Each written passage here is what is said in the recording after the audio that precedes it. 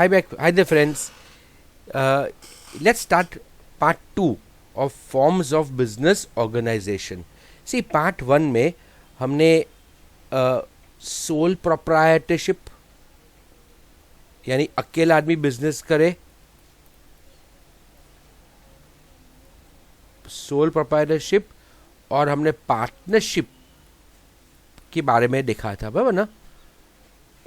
और शायद हमने हिंदू अनडिवाइडेड फैमिली के बारे में भी देखा था. तो फर्स्ट चैप्टर में पार्ट 1 में हमने ये 3 चीज़ देखा था: सोल प्रोप्राइटरशिप, पार्टनरशिप और हिंदू अनडिवाइडेड फैमिली. नाउ आगे जाएंगे तो बिजनेस ऑर्गेनाइजेशन के और फॉर्म्स देखेंगे. तो मेन और 2 फॉर्म है, एक कोऑपरेटिव सोसाइटी एंड दूसरा कंपनी का फॉर्मेट, ये joint stock company.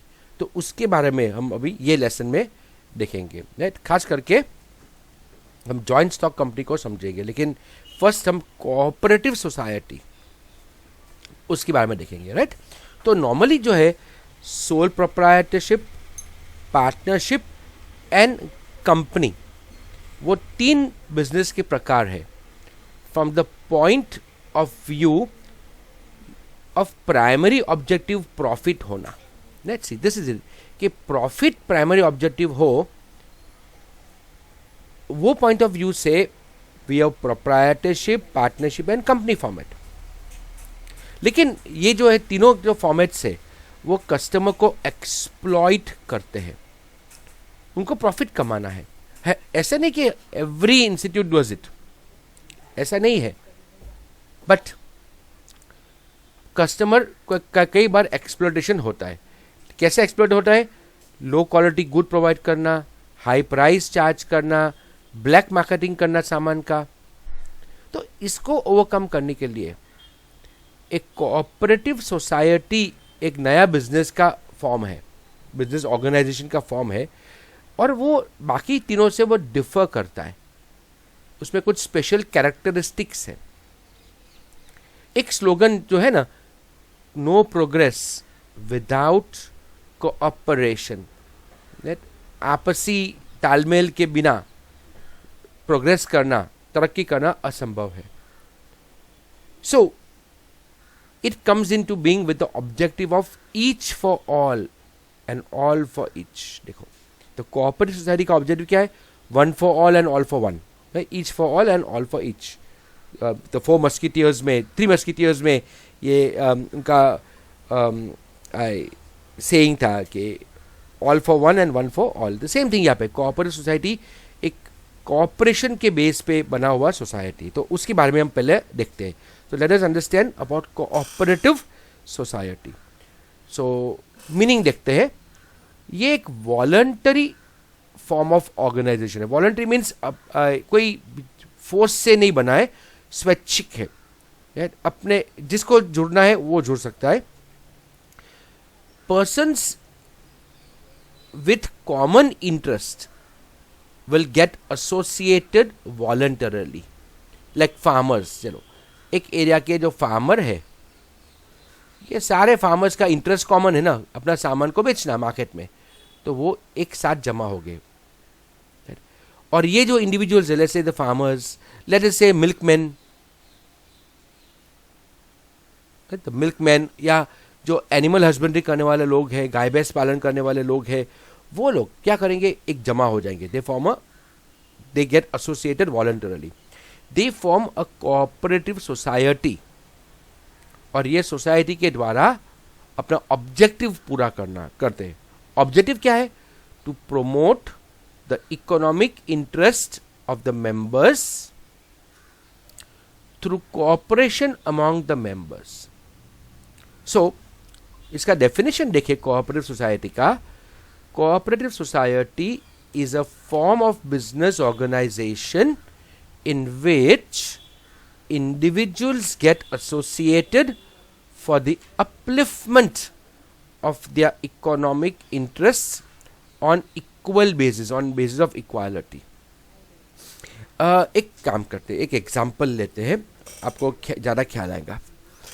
Let's say एक विलेज है या एक विलेज का ग्रुप है. ये बहुत सारे विलेजेस आजू बाजू में है एक डिस्ट्रिक्ट में, और वहाँ से सिटी जो है, the big city, nearest city is very far away, काफ़ी फार है, और यहाँ पे उनका ट्रांसपोर्ट नेटवर्क भी नहीं है, बराबर ठीक से नहीं है। अब ये विलेज के जो लोग हैं, लेट अस से चलो मान लेते कि यहाँ पे जो जीरा का बिजनेस ज़्यादा होता है, ये पूरा एरिया है वो जीरा का उत्पादन में वो मशहूर है वो एरिया। लेकिन ये जो जीरा यहाँ पे बनता है, उगता है,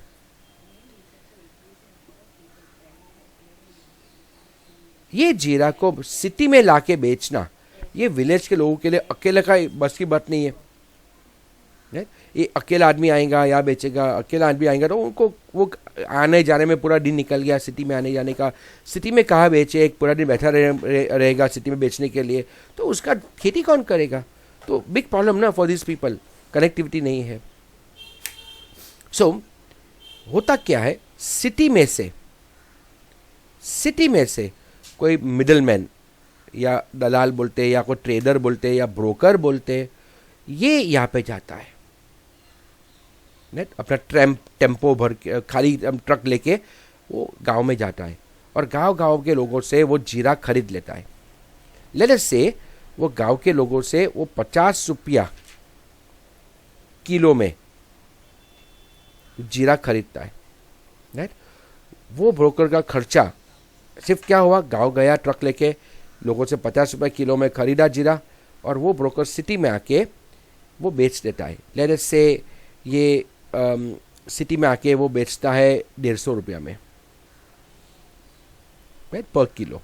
और कस्टमर तक आते आते, this is the city, customer तक आते आते ये जीरा का कीमत हो जाता है 200 rupees a kilo. So ultimately देखो फार्मर को कितना मिला जीरे का, the farmer got only ₹50, right.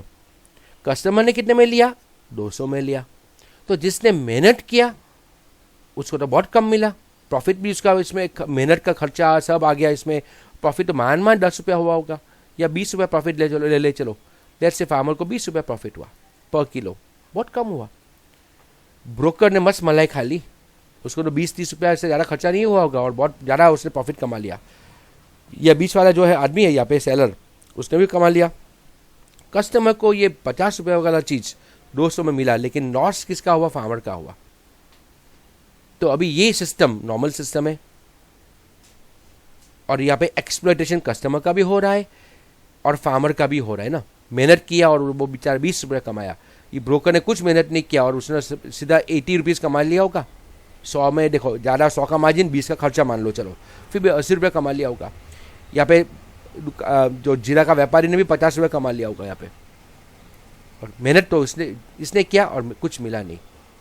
तो ये सिस्टम यू सी एक्सप्लॉयटेटिव है ना।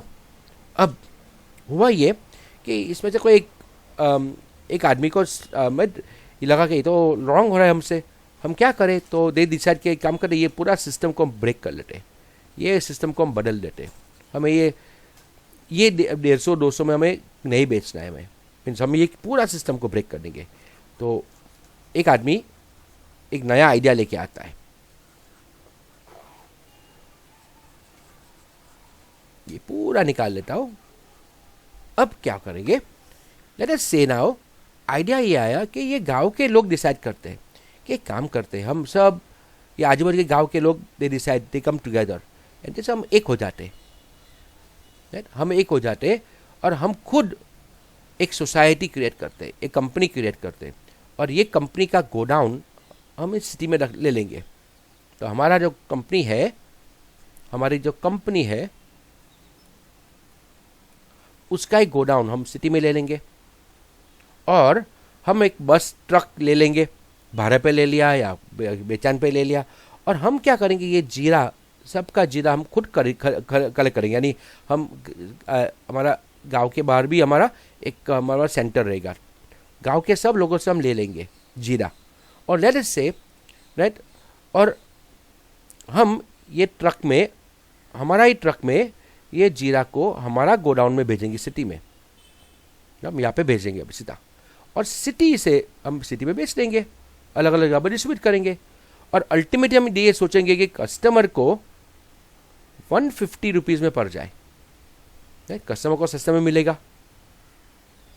और हम जो है फार्मर को ये कंपनी वाले से एक काम कर, हमारा 150 में पड़ा, हमारा खर्चा जो है 50 रुपया हो गएगा इसमें, खर्चा 50 रुपया प्लस लेदर से हमारा 10 रुपीज़ प्रॉफिट, तो हम करीबन 60 रुपीज़ हमारा खर्चा निकाल देंगे, राइट।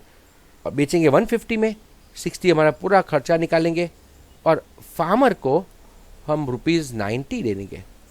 तो 90 प्लस 60 150 हो गया ना, तो 90 रुपीज़ फार्मर को मिला, 60 रुपीज़ कंपनी ने ले लिया, उसमें अपना प्रॉफिट भी थोड़ा हुआ, लेट्स से 5 रुपये प्रॉफिट हुआ उसका, राइट।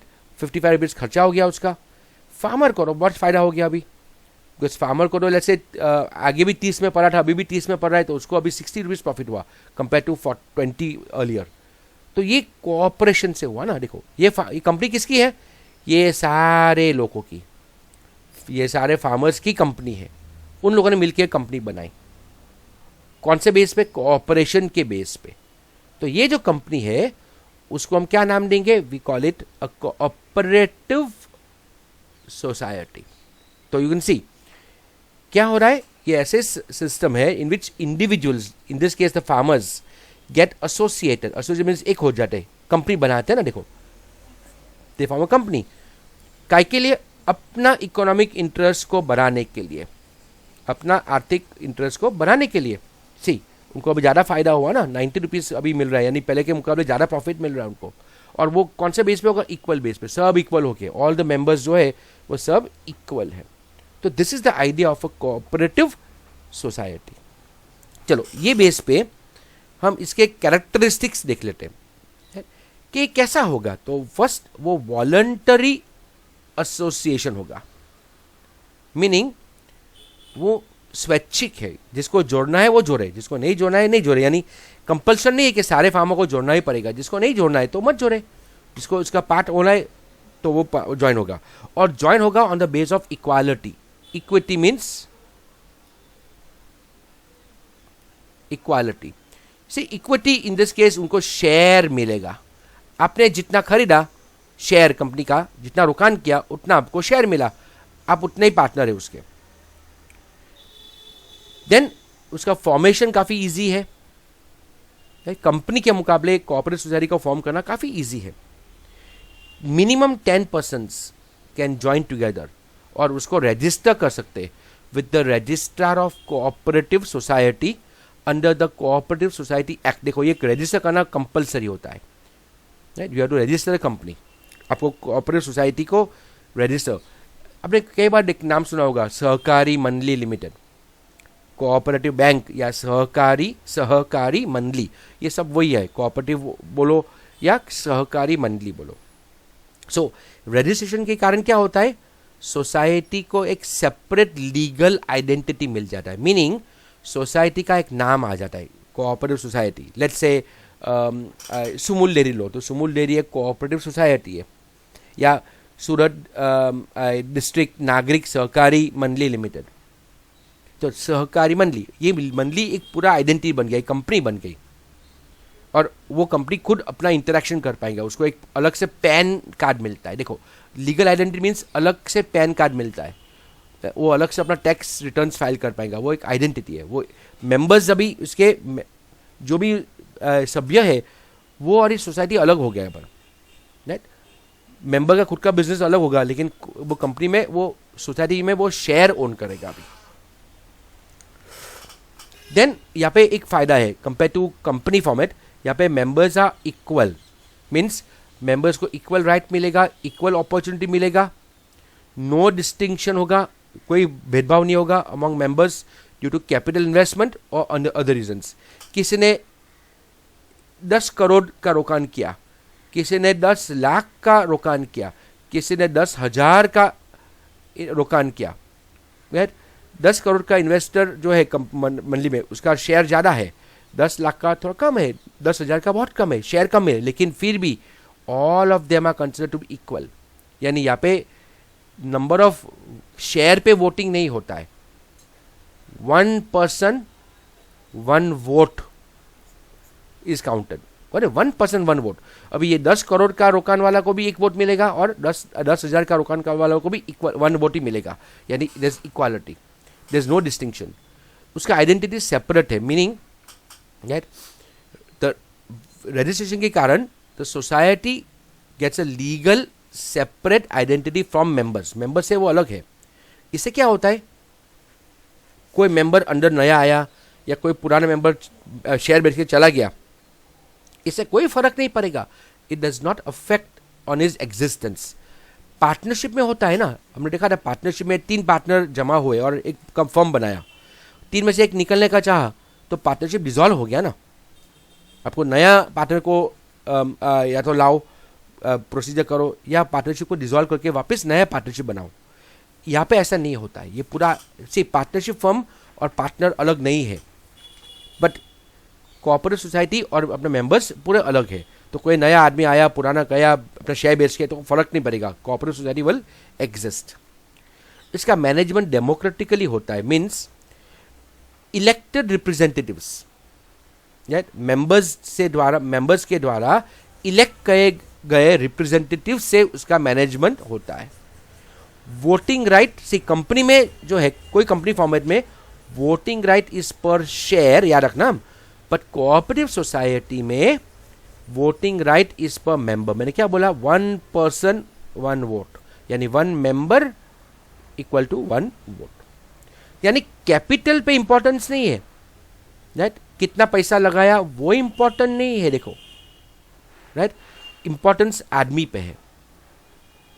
10,000 वाला आदमी और 10 करोड़ वाला आदमी भी इक्वली माना जाएगा, राइट। सो एंड ऐसे ही उसकी एग्जीक्यूटिव कमिटी में any member can contest election, वो मैनेजमेंट में पार्टिसिपेट कर सकता है, इलेक्शन जीतना चाहिए वो सोसाइटी का। सो इसलिए वो डेमोक्रेटिक सोसाइटी होता है वो, कंपेयर टू कंपनी। कंपनी में जिसका पास ज़्यादा शेयर उसका बोलबाला ज़्यादा हो। लाइक अगर जैसे किसी के पास रिलायंस के 10 करोड़ शेयर है और किसी के पास रिलायंस के 10,000 शेयर है, तो 10 करोड़ शेयर यानी उसका 1 vote is equal to 10 crore votes, ख्याल है। और यहाँ पे 1 वोट इज इक्वल 10,000 वोट्स, और जिसके पास एक ही शेयर है तो उसका 1 vote is 1 share only, 1 share 1 vote, right. लेकिन कोऑपरेटिव सोसाइटी में कितने भी शेयर हो फर्क नहीं पड़ेगा, 1 मेंबर 1 वोट है। सो cooperative society is called a training school of democracy. ये इंपॉर्टेंट आंसर है, राइट। गिव रीजन है, explain why cooperative society is called a training school of democracy, ये इसमें आंसर आ गया। उसका मेन मोटिव क्या होता है, सर्विस। प्रॉफिट उसका सेकेंडरी मोटिव है। देखो क्या है, सर्विस ऑफ द मेंबर्स का भला करना, वो उसका मेन मोटिव है। प्रॉफिट तो कमाना पड़ेगा लेकिन वो सेकेंडरी मोटिव है। से economic upliftment of the members is through service motive only. उसका एफर्ट क्या रहेगा इस सोसाइटी का, to raise the living standard of its members, to make them self reliant. At the same time that consumer को भी अच्छी क्वालिटी का गुड्स अच्छे प्राइस में, फेयर प्राइस में प्रोवाइड करना वो भी उसका एक ऑब्जेक्टिव होता है। Next characteristic is that profit का यहाँ पे फेयर डिस्ट्रीब्यूशन होता है। सी अगर ज़्यादा इनकम आया तो प्रॉफिट जो है वो मेंबर्स में डिस्ट्रीब्यूट हो जाता है subject to provision of law, और यहाँ पे भी जितना शेयर है उतना आपको मिलेगा। See in this case profit sharing में आपने ज़्यादा उसमें रोकान किया तो आपको ज़्यादा मिलेगा, सिंपल बात है ना, वो तो लॉजिकल बात है ना। एंड जो एक्स्ट्रा प्रॉफिट बच गया, रेजिडुअल प्रॉफिट जो बच गया है, वो सोसाइटी के मेंबर्स का वेलफेयर के लिए यूज हो जाता है। देन शेयर का प्राइस लो रखा जाता है ताकि हर आदमी वो शेयर ले सकता है। So share price is very low. Installment facility also is provided to members to buy shares. Voting right is per member not per share, right, okay. तो 1 member 1 vote, that's the voting right. और यहाँ पे training conferences वो भी सब organise होते हैं members का नॉलेज बढ़ाने के लिए। Then as far as possible वो ट्राई करते हैं कि पॉलिटिक्स और रिलीजन से ये अलग हो, तो वो मेंबरशिप सबके लिए ओपन है। Irrespective of religion, caste and sex. तो कोई पॉलिटिकल और रिलीजियस प्रिंसिपल पे वो काम नहीं करेगा। It has to be separate from politics and religion, and there is a unrestricted number of members. There is no restriction on the number of members, so that as many persons as possible can become member of society for their economic upliftment। आप इसके share खरीदो और इसके member बन जाओ, तो कोई restriction नहीं है।